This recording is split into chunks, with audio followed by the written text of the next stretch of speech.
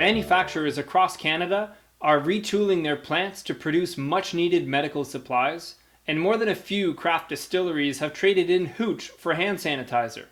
And these are just a few of the heartwarming stories hitting the news as we collaborate to overcome a new and unfamiliar enemy.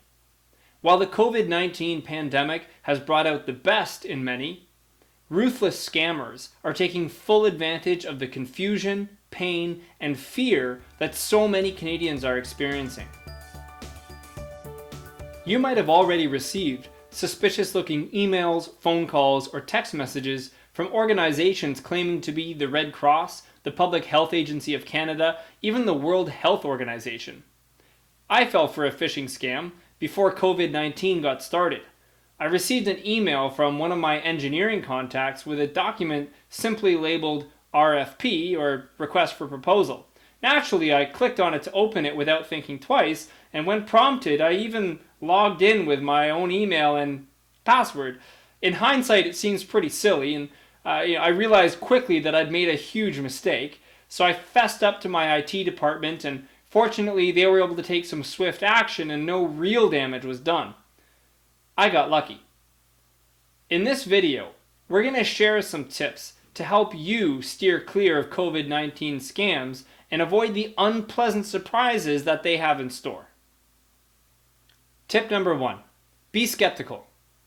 If you get an email or call claiming to contain critical health information, or maybe requesting donations for families affected by COVID-19, do not call back the number provided or click on any of the links in the email. Instead, go to that organization's official webpage, and if you still think the email or call was legitimate, call them back on one of their publicly listed numbers. Tip number 2. Check the from address closely. Scammers have gotten very good at sending malicious emails from legitimate looking addresses. But if you look closely at the domain, that's the part of the email after the @ symbol, it won't quite match the organization they claim to represent. Check the organization's official website to be sure. Tip number 3. Never click on any suspicious links or attachments. Simply viewing a malicious email won't cause problems. It's the actions they urge you to take that are going to get you into trouble. Hover over any links to view the destination attached, and don't click the link unless you're absolutely sure it's legitimate.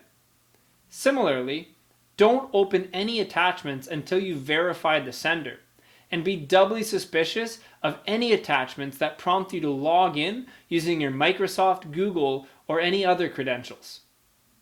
Tip number 4. Be informed. Up-to-date information is available on the Public Health Agency of Canada's website, as well as your provincial Public Health Agency website.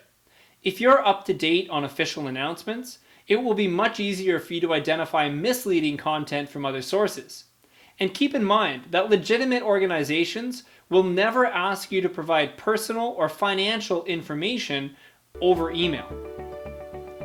Thanks for watching. I hope you found this video useful.